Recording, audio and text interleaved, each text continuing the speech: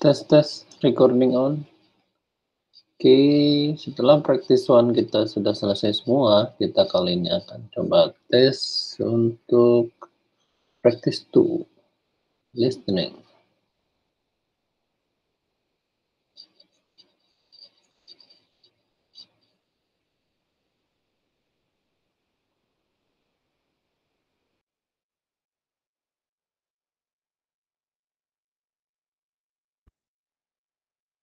Section 1.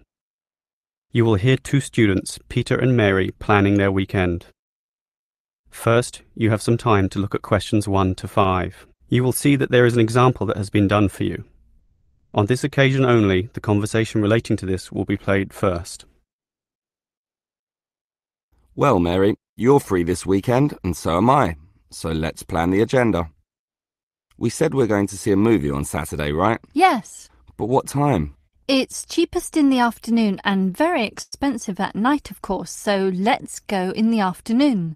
Sounds good. Have some fun before preparing that night for all our studies. Peter and Mary will see the movie in the afternoon, so afternoon has been written in the space. Now we shall begin. You should answer the questions as you listen, because you will not hear the recording a second time. Listen carefully and answer questions 1 to 5. Well, Mary, you're free this weekend, and so am I. So let's plan the agenda. We said we're going to see a movie on Saturday, right? Yes. But what time? It's cheapest in the afternoon and very expensive at night, of course, so let's go in the afternoon. Sounds good. Have some fun before preparing that night for all our studies. But you mentioned that new action movie. Sure. Well, that's what you want to see, but I'd rather see that comedy. I thought we'd agreed on the action movie. You just said that you'd like it. I didn't. My friends tell me my movie is very funny too. Okay, I'm fine with that. A comedy it is. We can see my action film another time. So that's Saturday afternoon planned, and that night we'll just eat at a restaurant. Where? I don't have much money, but there are some nice cheap places near the cinema. What about Pizza King? I'm not that keen on pizza, actually. There's a noodle place near there. What about that? Oh, I really wanted to eat pizza. And you know how fattening pizza is, and not nearly as healthy as noodles either. Okay, we'll do it your way again. Noodles it is. Okay, that's Saturday done. But Sunday, we have to study, right? You bet. We'd better start early too. 10 a.m, let's say. We can meet in the library about that time. Okay, let me write that in my diary. But 10 in the morning is a bit late, don't you think? We've got a lot to do, so I should think 9 a.m. is the very latest we should meet. 9 a.m? Sunday morning? Are you serious? What about 9:30? No, it's important to be disciplined, so I'll be there at that earlier time. All right, 9 a.m. The early bird catches the worm or passes the exam, right? Right, but should we study for the science class or the maths one? Or even history. There's so much to study. Well, let's just stick to the original plan, science, right? Yeah, we can study for maths another time. Okay, that's decided. Now, that just leaves the afternoon. But there's lunch first. I think we can have my choice of restaurant this time. That's only fair. But the university cafeteria is not far, and cheap too. But I thought we could have pizza. There's a nice sandwich bar there, and that's a healthier option. I'm doing this for your own good. Look at you, Peter. You're already overweight. Okay. We'll take the healthy option again. Sandwiches it is, and you'll thank me for this later. Yeah. Before you hear the rest of the conversation, you have some time to look at questions 6 to 10. Now listen and answer questions 6 to 10. Well, Mary, I think we've planned our day well, but I've always wanted to ask you what you think of our course of study. I think it's good. Very good, in fact. So do I. Apart from some of the teachers. What do you mean? Well, our maths tutor, Mr. Vernon, is okay, Sure, but he doesn't seem to care much about the subject matter. but he knows his stuff. I think he's excellent. I'm surprised you don't think so too. He's satisfactory, as I said, but I'd just like him to care more or try a bit harder. But he's smart and explains things well. What more could you want? Just for him to have more passion about what he does. He could be more like, say, Mr. Harrison. Mr. Harrison is always late, though, and he's never well prepared. Rushes in, notes falling everywhere, a complete mess. But it's his attitude that matters. Mr. Harrison wants to help students. He has passion, and that's the most important thing. Yeah, a passion for disorganisation and presenting things in a very confusing way. That's why I like Miss Whitehead. She comes on time and presents everything very clearly with her PowerPoint displays. But she's also rather mechanical. She just clicks buttons and the PowerPoint shows another slide. Very clear slides, and she explains it clearly as well, and that's the most important thing. But she's not connecting much with the students. Ah, come on. Only the bad students are not paying attention.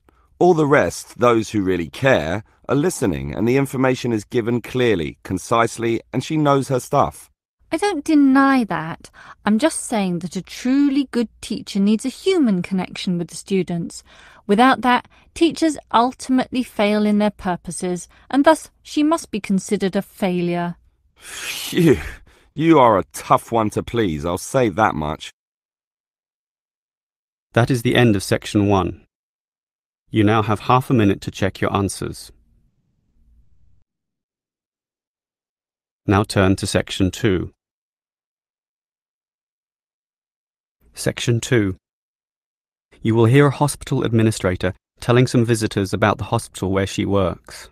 First, you have some time to look at questions 11 to 17. Now listen carefully and answer questions 11 to 17. Hello everyone. Welcome to Stanford Hospital, one of the more progressive hospitals in the Greater Southern Health District. Now, one of the ways we have achieved our high status is through implementing certain rules that you may not necessarily find in other centres of care. One of the most important is washing hands.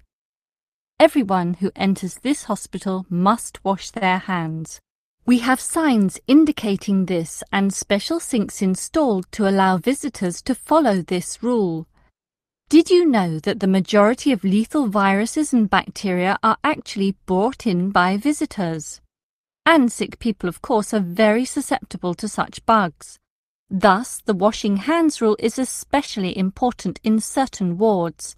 These have the standard sink near the entrance door and also a bottle of disinfectant spray. So, in addition to washing your hands there, you are expected to spray them as well to kill any bugs that might remain. Annoying? Keep in mind that people have died from infections brought in by visitors, and newborn babies are particularly vulnerable in this respect. This is why the special care nursery definitely uses this system. Annoying? Not at all. Merely a necessity for a responsible hospital, and every new mother will thank you for it. Now, and on the same theme, most hospitals allow an unlimited number of visitors, 4, 5, 6, but remember, any one of them could be carrying colds or other viruses. For this reason, at the Stanford Hospital, we limit visitor numbers to 3, and we are quite strict about this. Again, if you find it annoying, remember that it's for the good of all the patients, and it's what makes our hospital one of the best. To help keep control of this, all visitors must enter through the visitor gate, and there is a guard to tally up numbers and ensure that this rule is being followed. Now, the smoking policy. Most hospitals allow some sort of smoking somewhere on the premises, but here at Stanford, we believe that tolerating this habit at any time, in any place, is contrary to good health and the ethos of care. Consequently, we have a blanket ban. Smoking on the premises or immediate vicinity is banned completely. We are aware that such rules are often ignored, not only in hospitals but also in many public buildings. Well, we take this rule so seriously that we have undertaken preventative measures. Smoke detectors are in place. We have many video cameras installed, and if people break this rule, or any others, security will be alerted. But we're sure that won't happen once people understand that at Stanford, our goal is to be the very best hospital in the world. Before you hear the rest of the talk, you have some time to look at questions 18 to 20. Now listen and answer questions 18 to 20. Now, after having given you all those Stanford Hospital rules today, let me move on to a brief history of the place. It first opened in 1955, when it was known as the Southern General Hospital.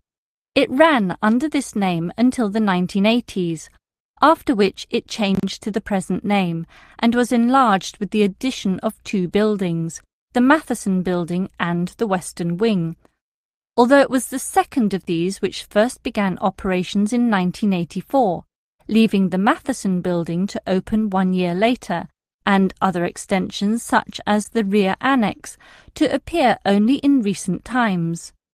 The Matheson Building housed the maternity wards, while the Western Wing was for infectious diseases, and they still have those functions today. An interesting event was the fire which broke out just after the rear annex was constructed. It was found that some faulty wiring linked to the main transformer caused the fire, starting in the central building, spreading out to the medical library, Western Wing, and the pediatric section. Fortunately, no lives were lost, although the damage bill was considerable. Apart from that, it's been pretty much plain sailing for the hospital, allowing it to gain the high regard in which it is held today. Now, do you have any questions? That is the end of section 2. You now have half a minute to check your answers.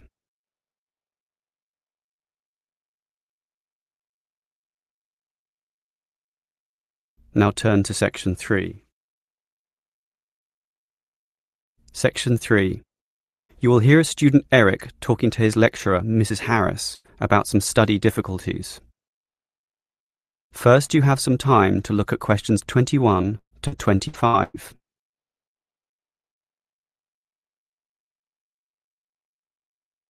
Now listen carefully and answer questions 21 to 25. Hi, Mrs. Harris. I really liked your lecture, by the way. Oh, thank you. Glad it was interesting. So, how can I help you? Well, why do you think I need help? You just don't look too happy. I admit I'm having some difficulties. About what? Oh, it's hard to say exactly. All the reading is quite a chore, but I'm handling it. What really wears me down are the assignments. The reading load is just part of the course, but sure, the assignments take more time, more effort. And you know how you have to use what you read in your assignments? That's right. That's the point of the readings. Well, the reading passages also seem, well... Boring? No, not boring, but it's hard to connect it all, to remember what the readings are about, if you know what I mean. Well, I'd advise you to write a small summary at the back of each reading text. Really? Absolutely. Basically, you don't want to be going through these texts again and again, and you'll need to refer to them often. So write a small summary, and when you revisit these texts, just read these. I'm not too sure how to write a summary, though. It's easy enough. The important thing is to check that you've written the main point and not just a list of details in order of their appearance. Details are not what matters, so again, don't make a list of these.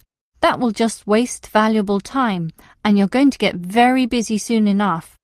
Usually these articles argue a point, or otherwise have a certain purpose, so think all the time, what's the point and what's the purpose? Okay, and just write that. Not just that.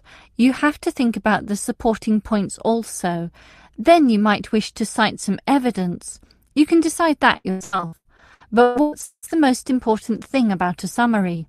That it's accurate? No, it's short.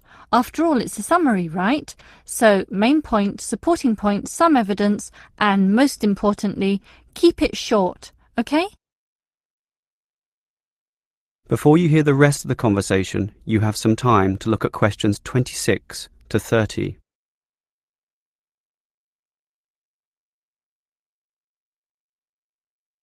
Now listen and answer questions 26 to 30.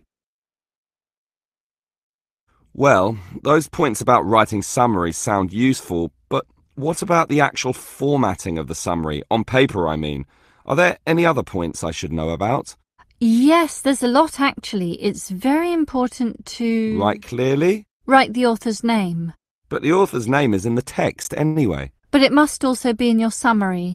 And you must always lead with this. For example, Peter Brown argues that, and so on.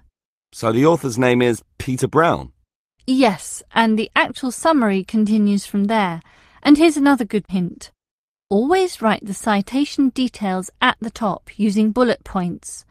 This makes these details clearer and easier to see, and immediately means you're not plagiarizing the text. You are acknowledging the source, which is academic and required. This also allows you to quickly write these details down later, if you paraphrase or quote from either the summary or the original text. What details go in the citation? The year of publication is obviously important, but here's another tip. Make sure whatever you're reading is not more than 10 years old. Anything older than that is considered too dated, since business theory moves on fairly quickly. You can cite older texts, but only under special conditions. What are they? Well, if the text is a very well-known book, a classic of its kind, but then you have to indicate that in your writing, acknowledge that the book is dated, but then give a justification about why you nevertheless felt the need to use it. I see. So you'll have a lot of summaries for all the texts, but with such clear formatting you'll be able to access information quickly. But make sure you store these pages in an order, of course, alphabetical. Based on the author's family names is the simplest method. Or in order of date, chronological order? That's possible too, but I'd say alphabetical is always the best. My friends say chronological order has more advantages. Any system is fine, provided that it's logical and that you can follow it and quickly access your summaries at a later date. That is the end of section 3. You now have half a minute to check your answers.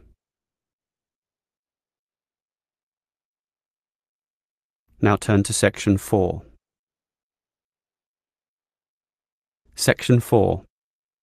You will hear a lecturer discussing the marketing and consumption of kangaroo meat. First, you have some time to look at questions 31 to 33.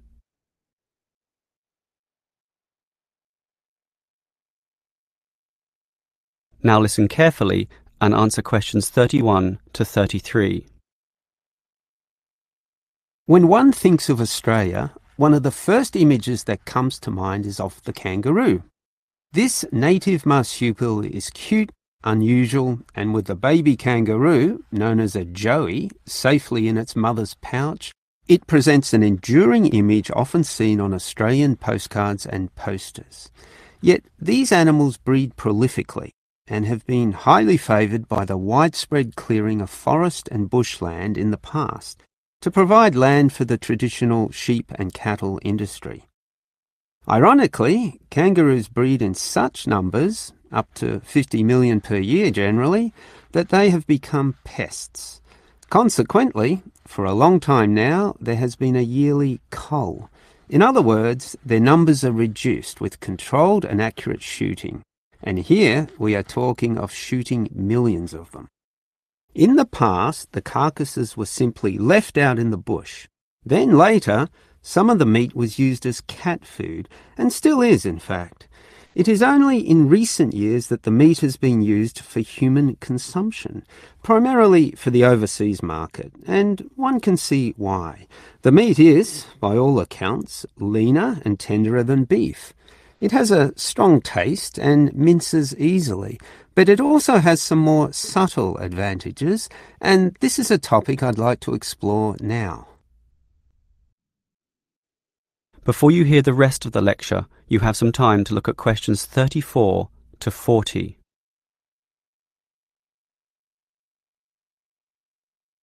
Now listen and answer questions 34 to 40. Now, there is a market, small but growing, for kangaroo meat.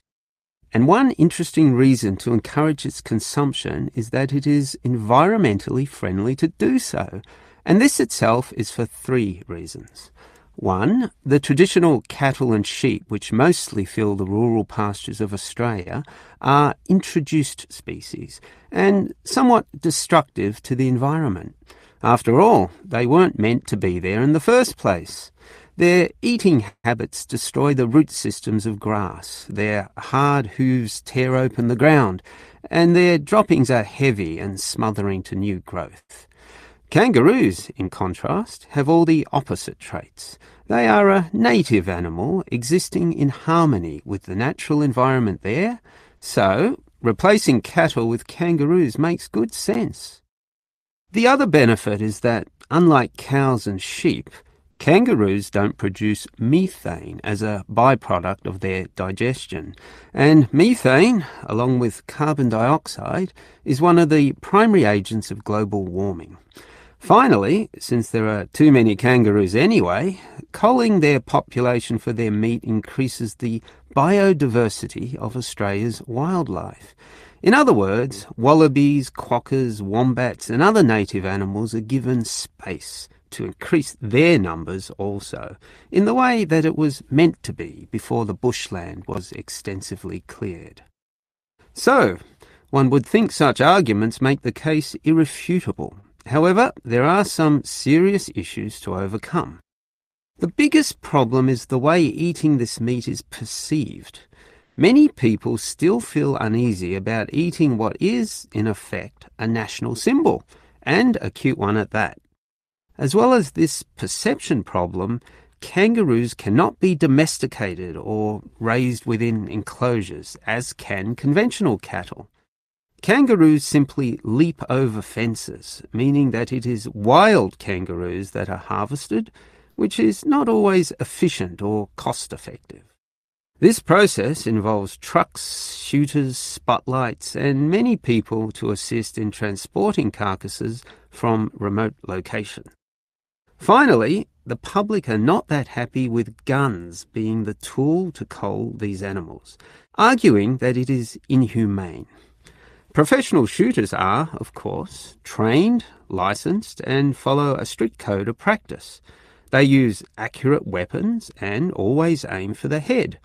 The kill, in theory, is instantaneous, yet not necessarily in all cases. Thus, videos of kangaroo shooting taken by animal rights activists can cause great problems for the industry. Yet, what the public needs to realise is that, ultimately, all of their meat requires the killing of animals. And what happens in cattle abattoirs is, in essence, no different to what happens during the average kangaroo cull. That is the end of section 4. You now have half a minute to check your answers.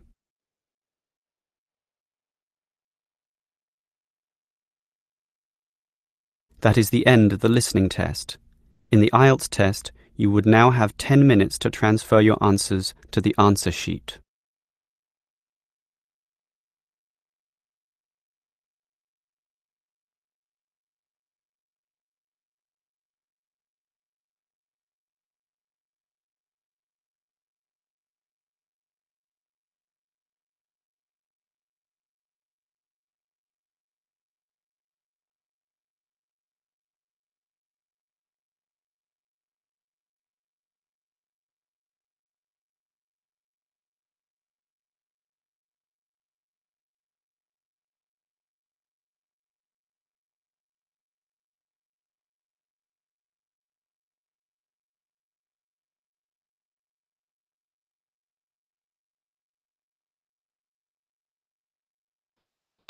Oke, ujian untuk latihan untuk IELTS listening kali ini recording akan di-off. Terima kasih.